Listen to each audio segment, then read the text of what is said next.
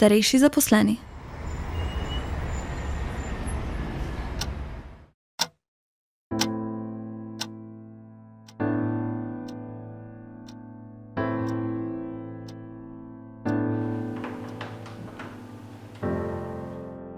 To je Mateja, je direktorica uspešnega podjetja in išče novega zaposlenega.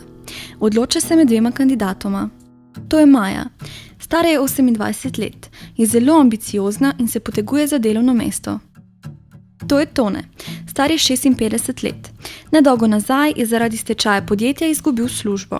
Skrbi ga, saj so ga v preteklem mesecu že velikokrat zavrnili, češ da ni ustrezen kandidat.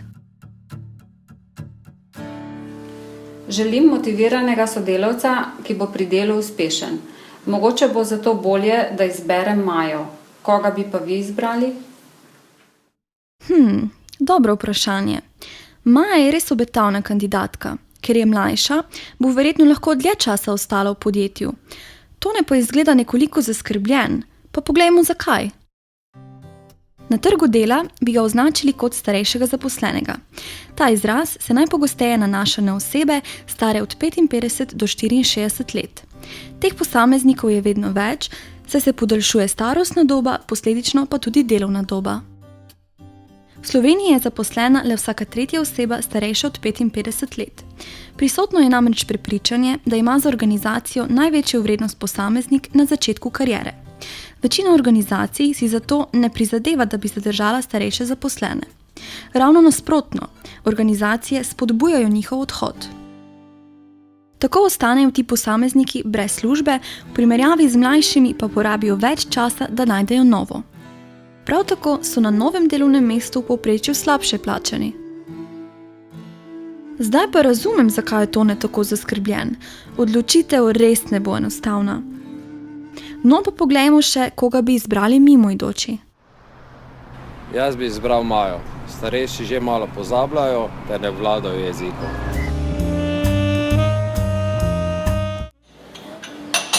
Ma ne vem, mene skrbi, da bo Tone dolgo na bolniški. Tone ne bo znal z računalniki. No, ne vem, kaj pa pravijo strokovnjaki? No pa poglejmo. Raziskave so pokazale, da imajo starejši zaposleni dobre vodstvene spretnosti. V primerjavi z mlajšimi kolegi so bolj zadovoljni na delovnem mestu. Ne iščejo novih priložnosti zase, saj so zvesti podjetju, v katerem so zaposleni. So točni in zanesljivi, poznajo več ljudi na svojem področju. Imajo več izkušenj in specifičnih spretnosti. Bolj redno prihajajo na delovno mesto. Imajo več splošnega in na modrost vezanega znanja. Če delodajalec to zahteva, se brez težav naučijo uporabljati računalnik. Če znova premislim, se mi zdi, da je Tone res dober kandidat za delo pri nas. Kje pa bi lahko imel težave? Starejši zaposleni so nekoliko slabše fizično pripravljeni in lahko imajo težave z zdravjem. Pri njih hitreje pride do izgorelosti. Rabijo več časa, da se prilagodijo na nove razmere. Nekateri slabše obvladajo tuje jezike.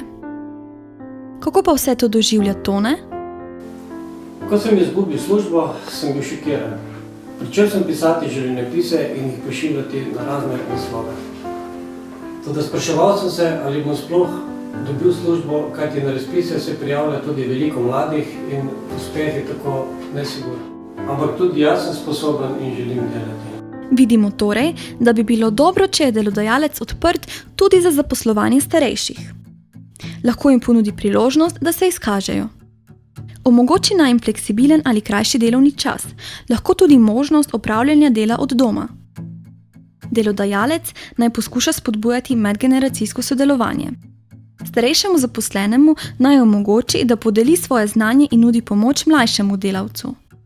Po potrebi lahko organizira razna izobraževanja. Tako, zdaj se bo pa potrebno odločiti. Pa poglejmo, kako se bo zaključil zaposlitveni razgovor.